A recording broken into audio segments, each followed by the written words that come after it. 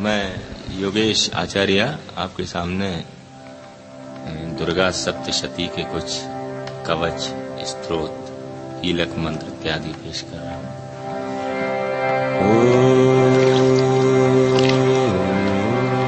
त्वं स्वाहा त्वं सौधा त्वं हि वषट्कार स्वरात्मिका सुधा त्वमक्षरी नित्य त्रिधा मात्रात्मका स्थिता अर्धमात्रा स्थिता नित्या यानुचार्या विशेषतः त्वमेव संध्या सावित्री त्वं देवी जननी परा त्वयैतद्धार्यते विश्वं त्वयैत्सृज्यते जगत् त्वयैतत्पाल्यते देवी त्वमस्यन्ते च सर्वदा विशिष्टो सृष्टिरूपा त्वं स्थितिरूपा च पालने तथा सहस्तिरूपान्ते जगतोऽस्य जगन्मये महाविद्या महामाया महामेधा महास्मृति महामोहा च भवति महादेवी महासुरी प्रकृतिस्थं च सर्वस्य गुणत्रयविधामनि कालरात्रिर्महारात्रि मुहुरात्रिश्च दारुणा त्वं Shri. Au début, j'avais entendu parler par deux amis différents du fait qu'il y avait un disciple français de Mananda Mayi qui habitait à Cancale à l'époque, en 1985. Ma était mort depuis 3 ans, et donc ça m'a intéressé d'aller le voir. Je pensais rester quelques jours, puis finalement je suis resté 3 mois et 3 semaines. Et encore, comme tu es parti, c'était parce que j'avais donné rendez-vous à des amis, sinon je serais bien resté plus. Et ce qui m'a frappé, donc la première fois que je l'ai vu, c'est déjà sa disponibilité. Et puis je parlais un peu de toutes les techniques que j'avais fait. J'avais fait de la méditation zen, vipassana, le yoga, le raja yoga. Et puis il s'est mis à rire et il m'a dit le yoga c'est fait pour trouver Dieu. Et j'ai senti la manière dont il disait ça qu'il parlait vraiment d'expérience. J'ai entendu parler de lui. Voilà. Il a tout quitté, il est pour vivre auprès de Ma, très sérieux. Je voyais bien de quel respect il bénéficiait et combien il était pris au sérieux. Et puis ensuite, donc je l'ai rencontré. Je lui ai demandé un peu ce qu'il avait fait dans sa vie, et j'ai vu qu'il avait passé 16 ans ermite en Himalaya, qu'il avait été très proche de cette grande sage de l'Inde, Mananda Mayi. Et moi-même, pour m'être déjà frotté à la solitude complète pendant des sessions de quelques semaines, j'avais réalisé que c'était pas facile du tout, et donc j'avais une grande admiration, et j'ai toujours une grande admiration pour les gens qui sont capables de tenir le coup en solitude et de passer à travers cette expérience. Et donc j'ai été intéressé par son expérience de vie, et depuis donc 12 ans que je connais, ça s'est pas démenti. Il a su assumer la différence. Je suis pas né sur le sol de l'Inde, et en même temps être complètement, parfaitement intégré.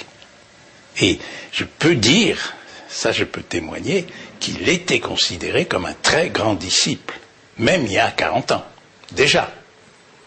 Eh bien, c'est assez longtemps, si vous voulez, dans certaines mesures. Et quand tu observes les gens, en général les élèves, et quelques-unes qui laissent certains souvenirs, pas par des paroles, mais par le silence. J'ai souvenu un petit peu de choses de lui. Quand il arrivait, il installait son tapis, son serviette, et il ne parlait pas beaucoup. Il restait un peu contemplatif, si vous voulez, dans certaines mesures. Surtout, ce qui m'a marqué, et qu'il ne bougeait pas d'endroit. Il restait toujours dans la même place. Les hommes qui attachent à un certain endroit, ça veut dire qu'ils ne sont pas des gens qui bougent dans le but de la vie. Je me demandais, est-ce qu'il n'était pas déjà préparé d'aller un peu plus loin dans la vie de recherche intérieure. Ce qui m'a bien entendu impressionné, c'était le sérieux, le caractère absolu de son engagement. Ça, j'admirais. Moi, j'étais plein de désirs, d'ambition. Je voulais voyager, je voulais réussir à la télévision. Beaucoup d'aspects purement profanes et mondains de l'existence avaient encore un attrait pour moi. Et j'admirais cette consécration totale. Dire, voilà, un grand swami, même s'il n'avait pas encore le titre de swami à l'époque, français, c'était un peu un défi. Alors, de quoi j'ai l'air auprès de lui avec le sérieux de son engagement? Alors la chose qui m'a le plus surprise au début, puisque tu avais déjà exercé comme thérapeute, comme psychiatre, c'est de voir qu'au fait, il ne confessait pas les gens, il leur demandait peu de choses sur leur vie privée, sur leurs expériences psychologiques, sur ce qui se passait dans leur subconscient, etc. Il était très discret sur ce point-là. Et puis après, j'ai compris que c'était pas son rôle, donc c'était pas un psychanalyste ou c'était même pas un confesseur. Il agissait en donnant une impulsion vers le spirituel et puis en donnant aussi de l'amour et de la joie. Donc ce qui se passe, c'est qu'il écoute quand même les gens, surtout au début il écoute pas mal les gens, mais ça peut être sur des sujets de la vie courante, tout ce qu'ils pensent en général, etc., pour les sentir, les percevoir. Et après, il perçoit beaucoup de choses directement. Et à ce moment-là, quand il dit quelque chose, bon, c'est la synthèse intuitive de ce qu'il a perçu directement.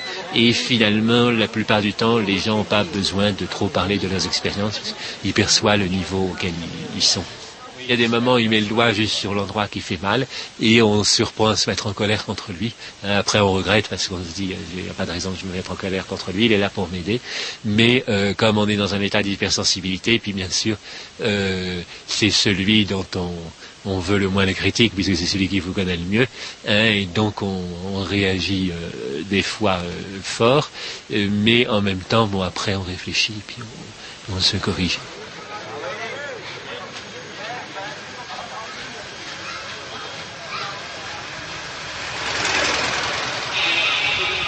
Les choses ressortent, je dirais, il fait ressortir des défauts de temps en temps, mais là, globalement, c'est le meilleur de nous-mêmes qui fait ressortir.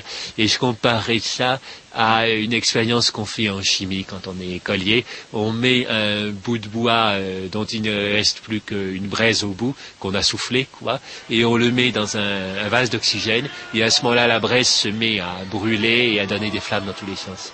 C'est un peu ce que je ressens dans l'atmosphère du satsang, c'est-à-dire les meilleurs côtés de nous-mêmes se remettent à brûler parce qu'il y a une atmosphère qui est favorable. Et j'ai ressenti ça chez moi et j'ai ressenti chez les autres aussi. C'est ce qui était frappant chez lui. D'un certain côté, il était complètement différent de l'humanité ordinaire.